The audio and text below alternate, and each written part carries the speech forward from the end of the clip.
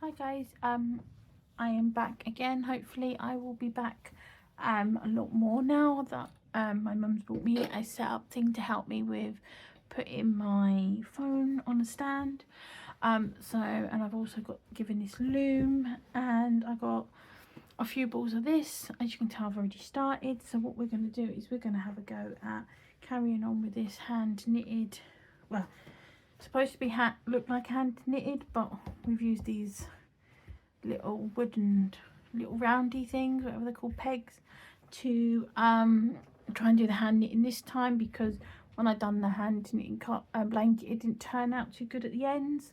So we're gonna have a go on this. So what I've done is I've already cast it on. I've used one ball already, and because it is so long, I do move it, so you'll see it being moved backwards and forwards, and where other people just use it as it is on there. So I need to remember where I stopped. So I have stopped after a few, so I think what I'm actually gonna go do is remember which one I'm on. So I think it's this one I was on, so I'm just going to take this one back off.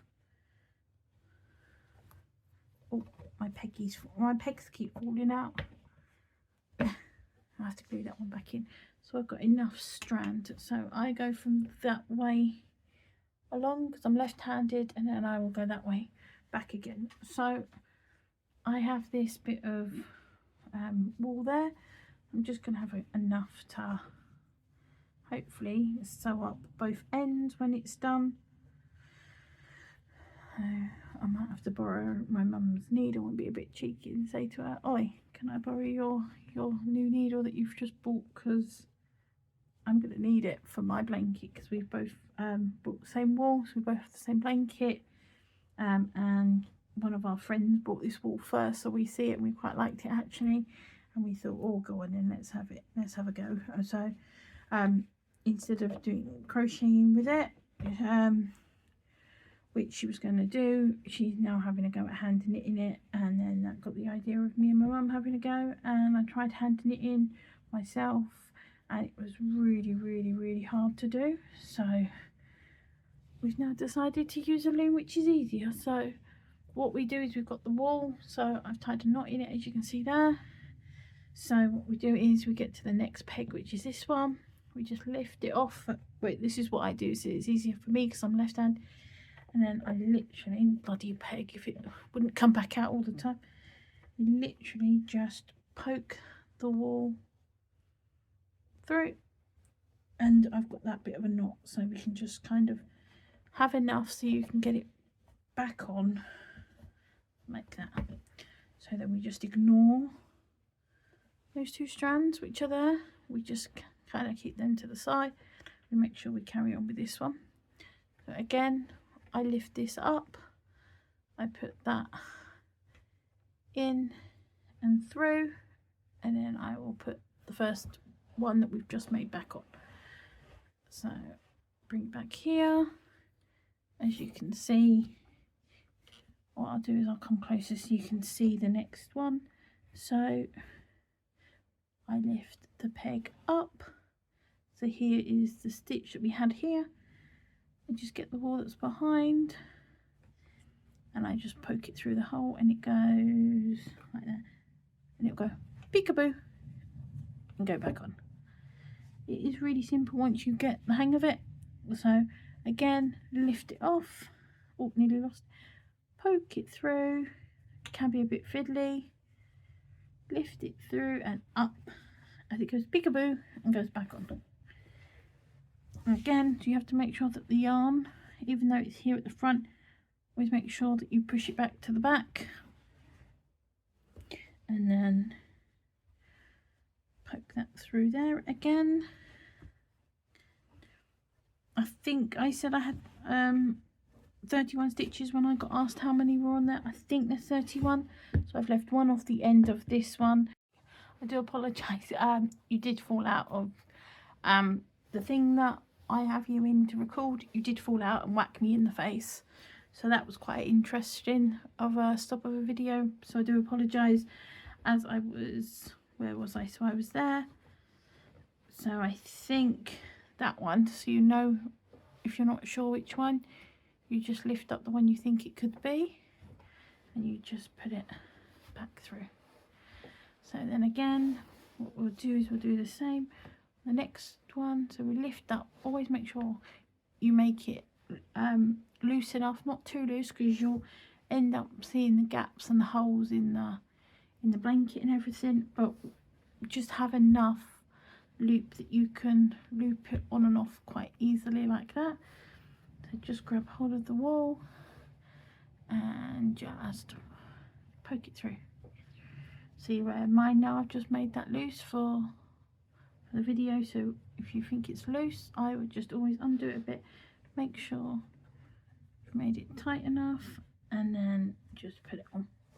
As you see there, when I moved it towards the peg, it kind of stretched out a little bit when I made it a bit tighter, so it then will be to the right size. So if I, for instance, done that and I was like, right, oh, that's not wide enough, it's not going to get over the peg, it's going to be too tight, you just lift it and this should then move like that. Or you can always give it a little bit of a pull at the side and then poke it through. And do ignore my bluey pyjamas. Me and my son and my partner all have matching pyjamas for Christmas Day.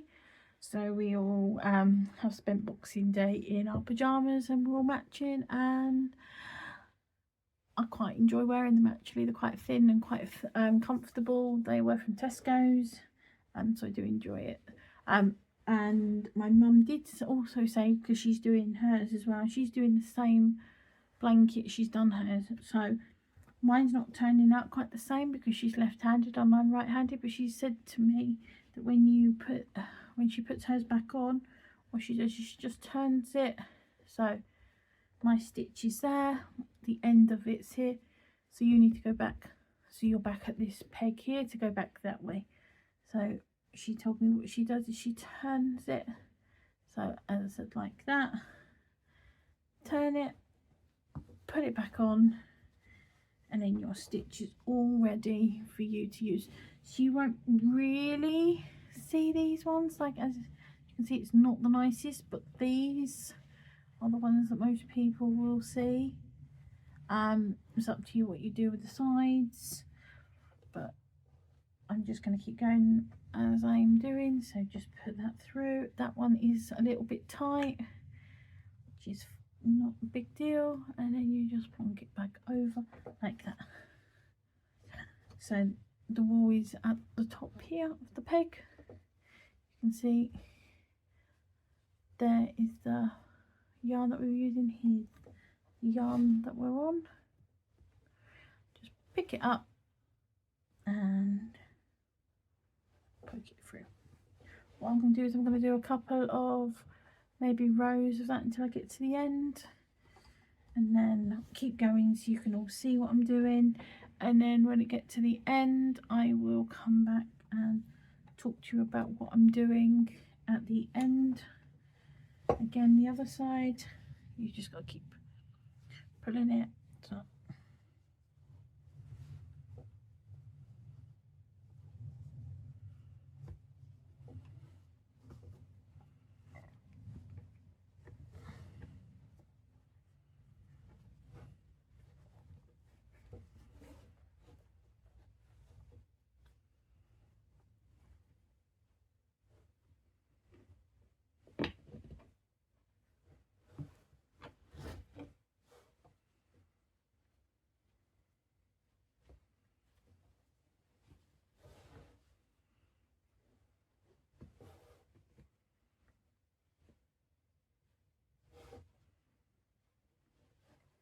I did say I was going to come back at the end, but we've got those two here that we've just made a knot in to restart.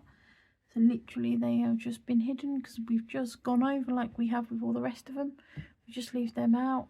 I've left enough to hopefully be able to sew it back in after. So you can use a needle, like I'm going to borrow hopefully from my mum, or what you can do is once you've finished, you just get the strand. Once it's finished I'll show you properly, but you just get the strand and you can just tuck it inside the back just find a gap and just tuck it in the back like that. So you just go through each, so like these little bobbles here, which are all the back stitches, and just go through the back of there, and then if you want to you can cut it off so it would be like that. So then at the front, because it's fluffy, you can't see it, so that blasted one that keeps coming out, it's going to need to be glued back in. Blasted thing keeps lifting up every time I try and do that stitch. You just have to remember to try and make sure you pop it back in. So let's just keep going.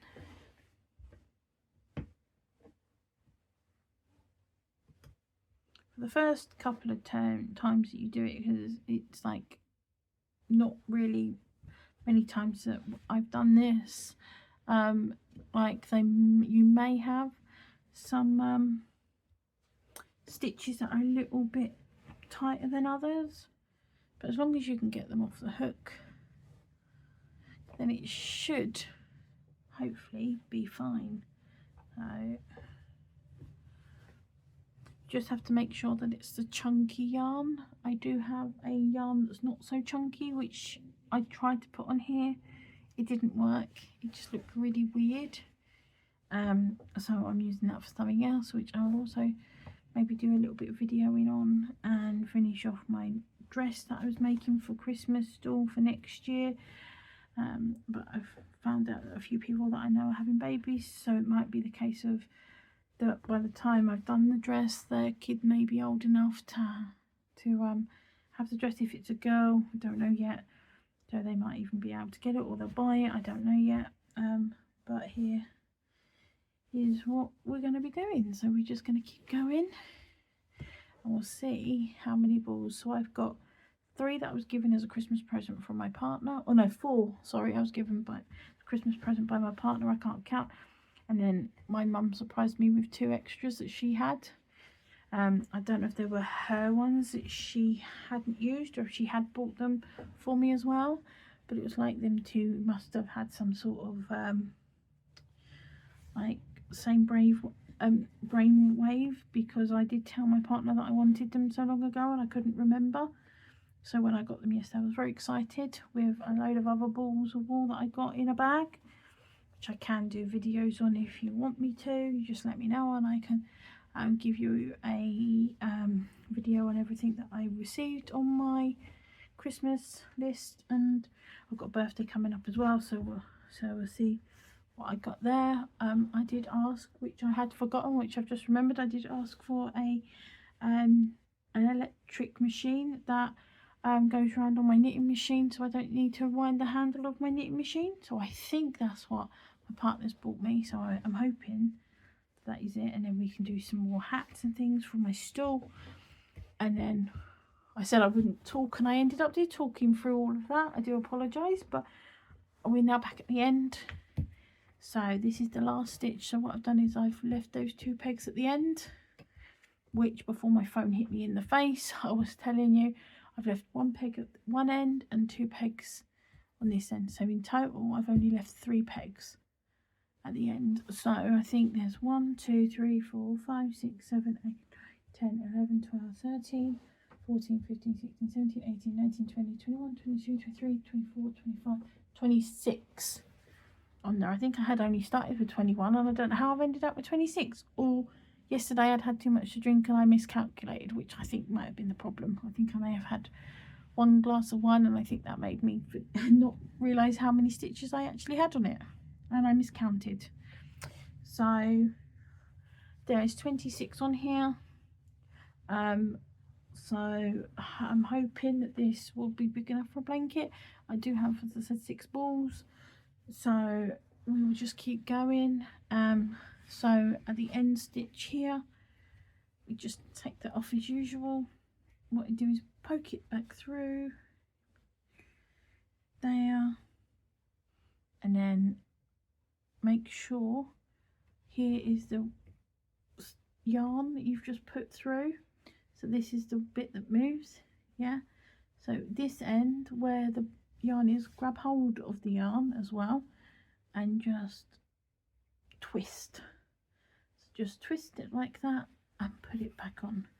So then what that does is then that brings you back to this one, and then you can just go back over and back through this way. It might be more harder for people to actually do this with my video because I'm left-handed, so I'm going from the wrong way backwards, but this is kind of the gist of what you do. So as long as you have the wool and you have the peg and you just loop it through the loop, it doesn't matter what you do, it doesn't matter any difference, just as long as you are poking it back through the hole.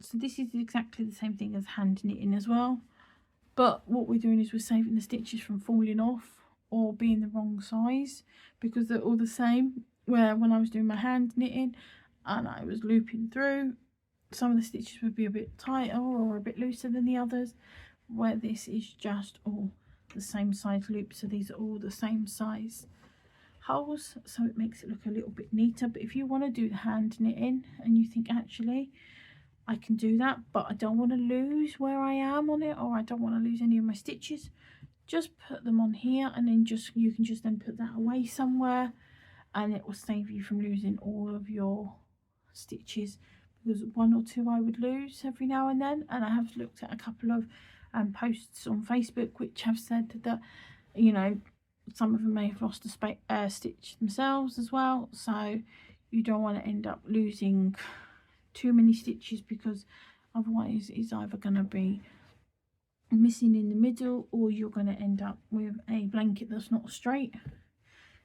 So yeah, what I'm going to do is I'm going to keep going, and as soon as I've finished I will show you the finished product. And if you do want another video on how far this second ball will take me, please do put a comment in the comment section, and it would be really grateful if you would all like and share and do whatever you can with this video so it can go around to more people, and hopefully it will help more people out. So I'm just going to keep going, as I said, and then what I'll do is, if you do say on the video that you do want another part and you want me to see how far this one ball gets me, then I will come back with a second video with the length of the blanket after 2 balls, and then the length of the blanket after 3 balls, and the length of the blanket after 4, and then in total I can show you the main end product of everything when it's finished, how long it is, how wide it is, if I did actually use 6 balls, which I'm thinking I might end up using, or maybe a slightly bit over, and how I sew in my ends at the end. So as I said, please do like and subscribe to my Facebook and my YouTube, and we will do more videos of different things and different craft things. Thanks guys.